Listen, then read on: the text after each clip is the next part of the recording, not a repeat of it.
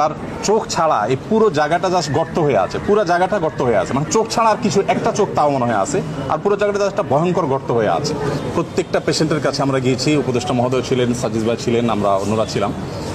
যেটা আপনারা একটু আগে শুনেছেন যে আসুন্না ফাউন্ডেশন চ্যারিটেবল অর্গানাইজেশন, আমরা আমাদের নিজস্ব যে তহবিল আছে সেই তহবিল থেকে কোনো প্রকার পাবলিক ডোনেশন নেওয়া ছাড়া আমাদের নিজেদের অন্য সমস্ত প্রজেক্টগুলোকে এই মুহূর্তে স্টপ করে দিয়ে এই প্রজেক্টটা আমরা সর্বোচ্চ প্রায়োরিটি দিয়ে কাজ করছি। কারণ হসপিটালগুলোতে যে দৃশ্য, এই দৃশ্যগুলো যদি কেউ নিজের চোখে না দেখে সে আসলে কোনোভাবে অনুমান করতে পারবে না যে ভয়াবহতা কোন পর্যায়ে পৌঁছেছে।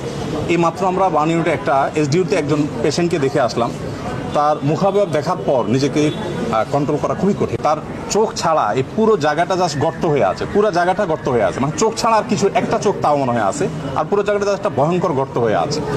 তো আলহামদুলিল্লাহ আমরা এর আগে সাজিদ ভাই এসেছেন, এই পেশেন্টেরই আগের অবস্থার তুলনায় এখন অনেক ভালো।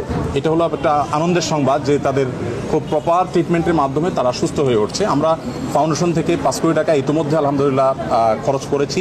আরও 5 কোটি টাকা আমরা আমাদের অন্যান্য প্রজেক্টগুলোকে সংকুচিত করে হলেও এখানে আমরা খরচ করছি। এবং শুধু আমরা নয়, আমার মনে হয় যে সারা দেশের মানুষ তাদের সাথে আছে। আমি বিভিন্ন জায়গায় গিয়েছি, সাধারণ মানুষ তাদের জন্য বিচলিত, সবাই দোয়া করছে। আমরা আশা করব যে তারা খুব দ্রুততার সাথে সুস্থ হয়ে উঠবেন এবং ইনশাআল্লাহ তারা স্বাভাবিক জীবনে ফিরে আসবেন এবং শেষ পর্যন্ত তাদের পাশে সারা দেশের সর্বস্তরের মানুষ, বিশেষ করে